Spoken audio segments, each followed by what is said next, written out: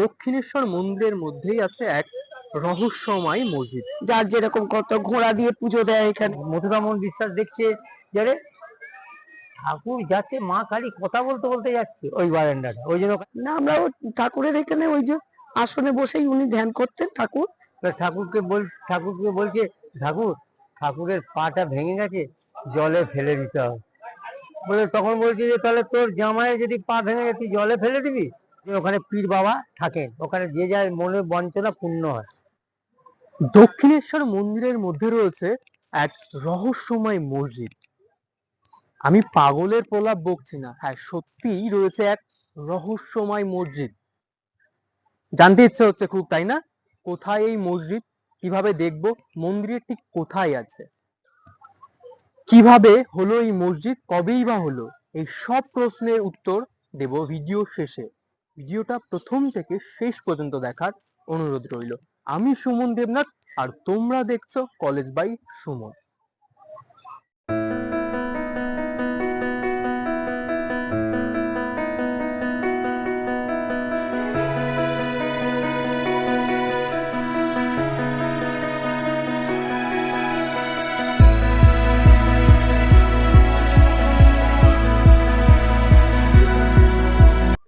হ্যাঁ, আমি তোমাদেরকে প্রথমেই বলেছি দক্ষিণেশ্বর মন্দিরের মধ্যেই মসজিদ।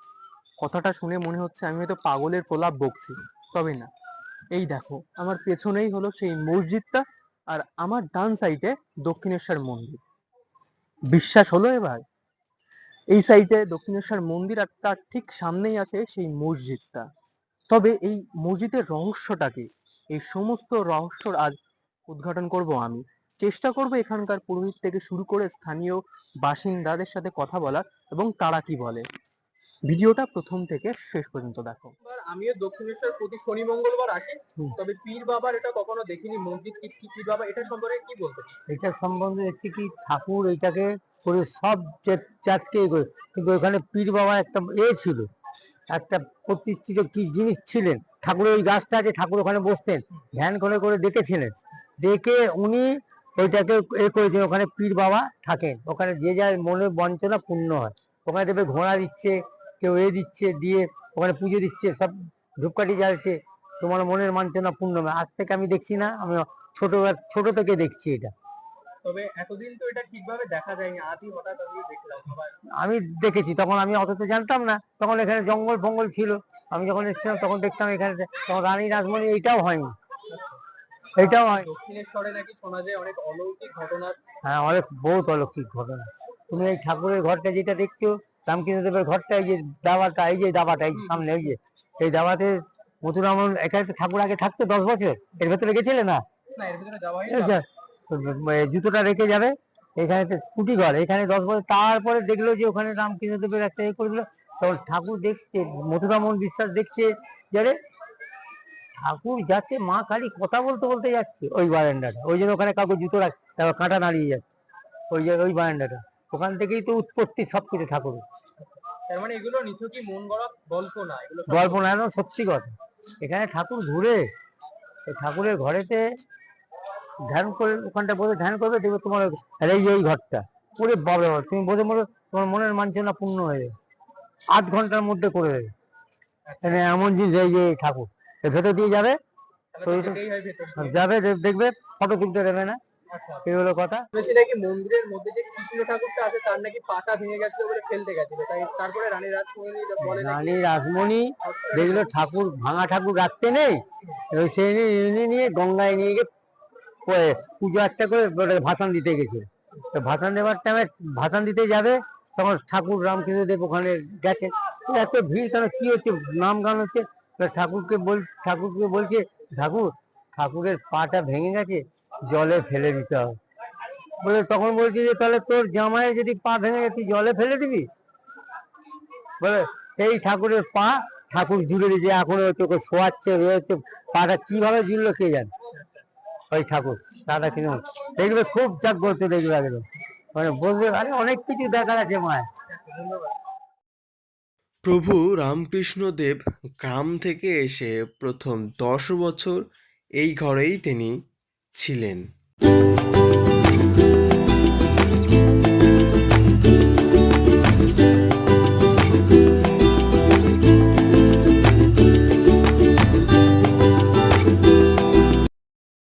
আজ মায়ের কাছে পুজো দিতে পারিনি বা মায়ের আরতি দেখতে পারিনি, ওই জন্যই মাকে দূর থেকে একবার প্রণাম করে নিলাম। পর নয় জগৎ তোমার এই তো দিলে জ্ঞান, পরকে আপন করলে পরে সবই পরিত্রাণ, দিন মাঝারে রাখবো তোমায় চিরদিনই মান, দিন মাঝারে রাখবো তোমায় চিরদিনই মান। ভাই তুমি মাগো, ভাই তুমি দিলে মাগো। এখানকার মন্দিরের পুরোহিতদের সাথে কথা বলে অনেক অজানা তথ্য জানতে পেরেছি। হয়তো কোনো কারণবশত ওনারা ক্যামেরার সামনে আসতে চাইছেন না, বাট ওনারা যেগুলো বলেছেন আমি সেগুলো তোমাদের সাথেও শেয়ার করতে চাই। এই যে ঘরটা, এখানে থাকে মা শারদা এবং তার সাথে আরো দুইজন থাকতেন। আর তার পাশেই ছিল একটা ছোট্ট রান্নাঘর, 2 থেকে 3 হাত লম্বা একটা রান্নাঘর, যেখানে 22 জনের জন্য রান্না করা হতো।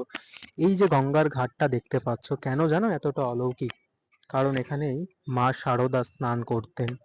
আর সামনেই আছে পঞ্চগাছ, আলোর যে কালোর মধ্যে যে বড় গাছটা দেখা যাচ্ছে না, ওটাই হলো পঞ্চপ্রদীপ। যেমন হয় ঠিক ওইরকম পঞ্চপ্রদীপের মতো, যেখানে এই গাছের নিচেই প্রভু রামকৃষ্ণ ধ্যান করতেন। আরো অনেক কিছু জানতে পারলাম, যেমন স্বামী বিবেকানন্দ মোটা রুটি এবং ছোলার ডাল খেতে খুবই ভালোবাসতেন। সামনে দেখাচ্ছি আরো, সামনের এই যে ঘরটা, এখানেই রামকৃষ্ণ দেবের একটা মূর্তি সহ ঘর আছে, যেখানে ইনি থাকতেন গ্রাম থেকে এসে তার ভাইয়ের অশোকের সাথে। এরকম একটা নাম বললো, অশোক মেবি। আর এই যে সামনে দালানটা দেখতে পাচ্ছ, ওই দালানেই রামকৃষ্ণ দেব তার শিষ্যদের বা ভক্তদের সাথে নাম গান করতেন। অনেক তথ্য জানতে পেরেছি, কথাগুলো যখন শুনছিলাম না, গায়ের লোমগুলো জাস্ট দাঁড়িয়ে পড়ছিল। মানে কথাগুলো শুনে অবিশ্বাস করার মতো কোনো কিছুই ছিল না, এতটাই বিশ্বাসযোগ্য ছিল কথাগুলো। এই দক্ষিণেশ্বর তো বহু বছর ধরে আমরা আসি, তবে এই পীর বাবার থানটা এর আগে কখনো দেখিনি। এই পীর বাবার থান সম্পর্কে মানে আপনি কি জানেন, এটা কবে হয়েছে বা এটা এটা কি মন্দির করে? যখন থেকে হয়েছে তখন থেকেই এটা আছে, কিন্তু ঠাকুর রামকৃষ্ণ দেব এখানে ধ্যান করতেন। আর এখানে এই দোকানদার, মন্দির চত্বরে যারা যা আছে সবাই এই পুজোটা করে। বাবা খুবই জাগ্রত, মানে এখানে বসেই ঠাকুর নিজেই ধ্যান করেছেন। আর আজকে ওনার জন্মতিথি, মাঘী পূর্ণিমা উৎসব, মানে পুজো হচ্ছে।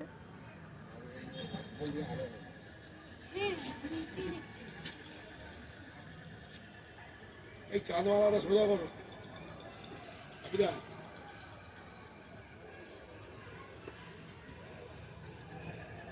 না, আমরা ঠাকুরের এখানে ওই যে আসনে বসেই উনি ধ্যান করতেন। ঠাকুর এখানে আসি, ঠাকুর এখানেই পায়ে ধুলো দেখেছেন, ঘোরাঘুরি করেছেন। যারাই আসে এখানে শান্তি পায়, এসে বাবার কাছে এসে বসে।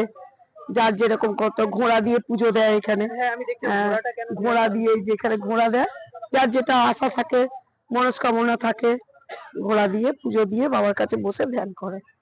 আচ্ছা, মানে ঘোড়াটা দিতেই হবে এমন হ্যাঁ, কোনো কথা না? মানত থাকে যাদের, আচ্ছা, তারা তখন মানবটা মানে সম্পূর্ণ হওয়ার পরে ঘোড়াটা দিয়ে যায়। হ্যাঁ ঘোড়া দিয়ে যায়, মোমবাতি ধূপ জেলে যায়।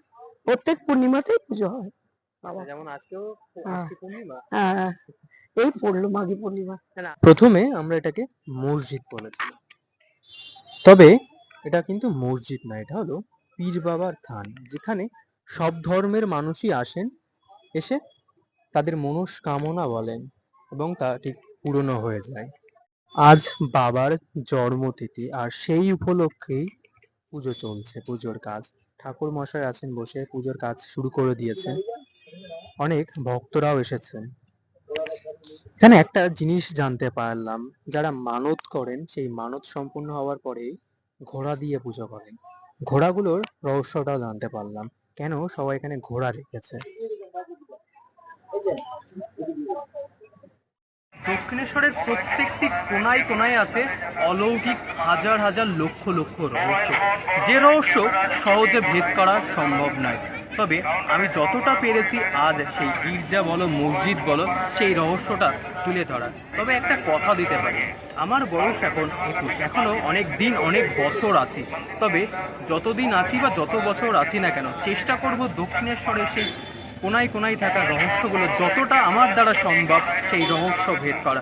তবে আজকের ভিডিওটা এই পর্যন্ত, দেখা হচ্ছে আমার চ্যানেলের আরেকটি নতুন ভিডিওতে।